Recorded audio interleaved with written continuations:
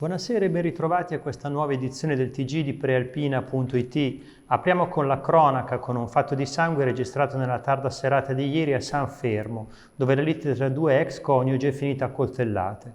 A farne le spese è stato l'uomo, ferito per fortuna in modo superficiale da una coltellata sferrata dalla madre dei suoi figli.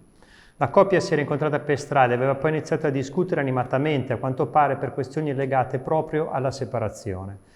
Ne è nata una colluttazione e la donna ha estratto un coltello da cucina con il quale ha colpito l'ex marito a una gamba. Subito sono intervenute le pattuglie del nucleo radiomobile dei carabinieri e gli equipaggi del 118. L'uomo, 51 anni, ha rifiutato il ricovero. La donna, 46 anni, si è invece fatta accompagnare al pronto soccorso per accertamenti. Per lei è in arrivo una denuncia per lesioni personali. Ancora cronaca, ma spostiamoci nel Novarese, dove nelle ultime 24 ore si sono registrati ben 3 incidenti mortali. L'ultima vittima, un uomo di 49 anni, residente a Stresa, è rimasto coinvolto in un incidente avvenuto nella tarda mattinata di oggi, lungo la statale 32, nel territorio di Bellinzago. Secondo la prima ricostruzione dei fatti, l'uomo, che era in sella alla sua motocicletta Ducati, avrebbe tamponato un furgone Fiorino, cadendo poi rovinosamente sull'asfalto. Un altro sinistro dalle conseguenze fatali si è verificato a San Pietro Mosezzo, in località Cesto, dove un uomo ha perso la vita nello scontro frontale tra due auto, una Opel e una Nissan.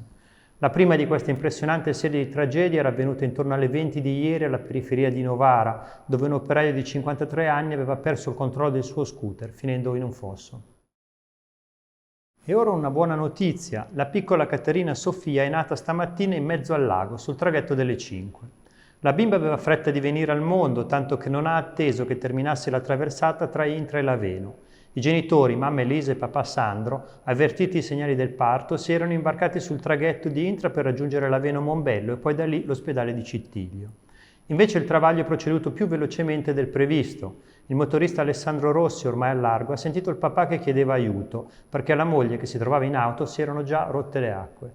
Rossi si è subito attivato per soccorrere la coppia.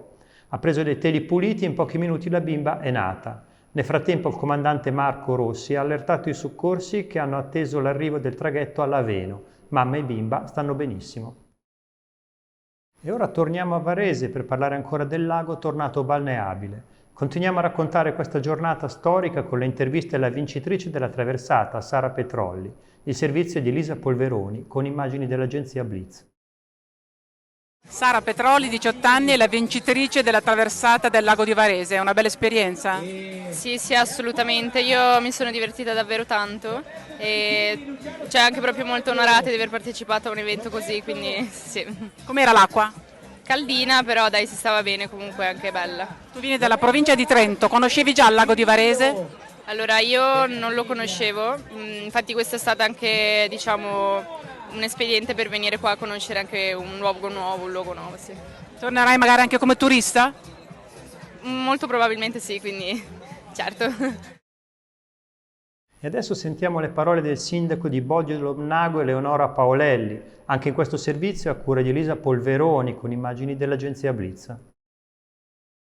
Siamo con il sindaco di Bodio Lomnago, Eleonora Paolelli, una giornata storica per il lago con tanti nuotatori per la prima volta dopo tanto tempo. Anche un'emozione? Guarda, sono veramente orgogliosa, emozionata. Il colpo d'occhio che ho avuto arrivando in barca prima della partenza, di vedere tutti quei nuotatori in attesa, e poi alla partenza, quando si sono buttati tutti in acqua, è stato bellissimo. Poi il cordone bianco che si vedeva sull'acqua e il profilo dei pioppi di Bodio è eccezionale, veramente un momento storico per Bodio Lomnago. Può essere un punto di partenza anche proprio per un vero rilancio turistico, ma sempre sostenibile, come più volte è stato sottolineato. Assolutamente sì, ci vuole che il cittadino capisca che bisogna utilizzare il nostro territorio, il nostro lago in maniera corretta e sostenibile, proprio perché possiamo portarlo verso il futuro e per i nostri figli.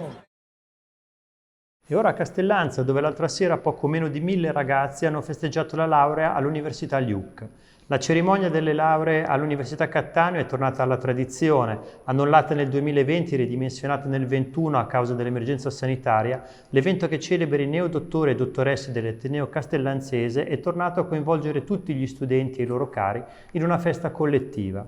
Vediamo l'intervista al rettore Federico Visconti nel servizio di Lucia Landoni con immagini dell'agenzia Blitz. Innanzitutto è un momento di festa, dopo tanto tempo che eravamo costretti a non fare più queste cose o averle fatte in maniera un po' vincolata l'anno scorso, e infatti la si respira questa festa. Dall'altra parte, come sempre, è un po' un'occasione per buttare anche la palla in avanti rispetto alle sfide che abbiamo.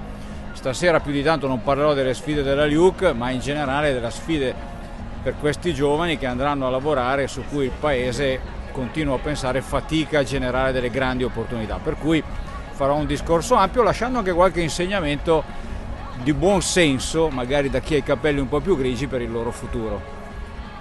Appuntamento importante nei 30 anni anche della LIUC. Nei 30 anni ci sarà un piccolo riferimento anche a un classico pensiero di Carlo Cattaneo, in modo che così annoio un po' di più i presenti, ma ci sta, bisogna farlo. Questa era l'ultima notizia, l'appuntamento con il TG di prealpina.it torna domani alle 19. Una buona serata a tutti.